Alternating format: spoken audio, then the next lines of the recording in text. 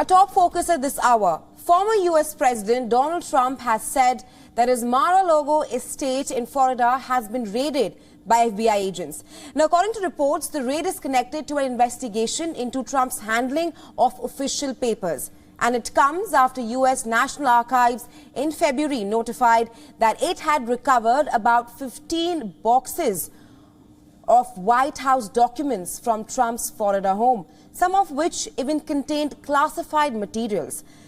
Now, US presidents are required by law to transfer all of their letters, work documents and emails to the National Archives. But according to authorities, the former president illegally ripped up many documents to a point that some of them had to be taped back together. However, rejecting all such claims in a statement, the former US president said, and I quote, "After working together and cooperating with relevant government agencies, this unannounced raid on my home was not appropriate or necessary."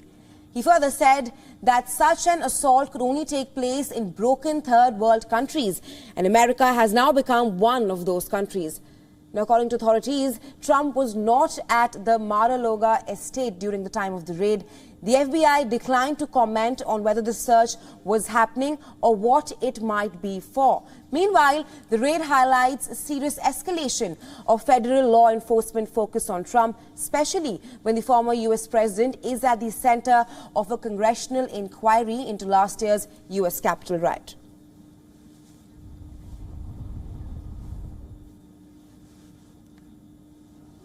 And for more on this, joining us live from New York is our correspondent, William Denslow. Hi, William. Now, my question to you is that the raid at Trump's Florida estate comes after the National Archives said that it had recovered about 15 boxes of White House documents from Trump's Florida home. What more can you tell us on this, and what exactly is the reason behind this raid by the FBI? Well, when it comes to an official reason, we don't know. We haven't heard directly from the FBI, like you rightly mentioned, or the Department of Justice. And President Trump, when he took to his social media platform to inform the public and his viewers about this raid, he didn't say what exactly they were looking for. He did, though, say that his safe was broken into. Of course, there's been a lot of speculation as to whether this is a continuation and a marked escalation when it comes to that look into the former president's compliance with returning and safeguarding presidential documents under the Presidential Records Act. So this is certainly seen as potentially a huge forward step, if that is indeed what this investigation is centered on. Of course, for a federal warrant to be issued and then executed, there will likely be at least some huge degree of probable cause for such a historic and monumental type of raid to be executed. Of course, far too early to speculate as to what was recovered, whether anything has been recovered. But of course, it's important to note that President Trump has said that he had been complying with the National Archives on this matter, and he said that this is a further example of this witch hunt that he's been claiming has been going on against him for years, whether it's the impeachment inquiries or the hoaxes, as he says, or the Russian scandal as well. So this will certainly be further ammunition for President Trump's allies that this is yet another conspiracy against him. But of course, as law enforcement is concerned, to execute such a warrant is a monumental step up, and clearly, if this must have gone up through the highest chains of commands to get approval for such an action, so there must be at least some huge degree of probable cause, one might speculate, for this to be given the green light. Right. Also, Trump said that nothing like this has ever happened before to any US president before. Give us some information about why the FBI will be going to the former president's home at a time when he himself wasn't there. He apparently was in New York when the raid took place at his Florida estate.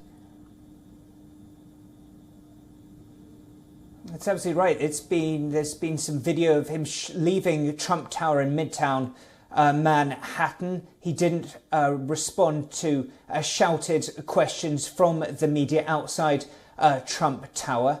So, of course, the real attention is to what exactly law enforcement were looking for. Of course, the former president said that a safe was broken into, as he put it. So there's plenty of speculation going forward, whether it is in relation to documents that the former president might have taken from the White House to Mar-a-Lago. Of course, again, you rightly mentioned there's those 15 or so documents, boxes of documents that were recovered that apparently contained some classified and sensitive material that shouldn't have been taken to a private residence of a former president. This, of course, also comes as a book set to be released by Maggie Haberfeld, a New York Times reporter, that included pictures that she had obtained that purportedly show ripped up documents put into a toilet in the White House that allegedly has Donald Trump, the former president's handwriting, to again further show and further fuel speculation that the former president was ripping up documents that should have been preserved. Of course, this has been very much refuted by the former president, once again saying that this is yet another attempt by the Democrats to hurt his chances, especially with many speculating that he could well run again to be president in 2 years' time. Thanks, William, for getting us up to speed on this. That was the correspondent William Denslow from New York. Thanks very much.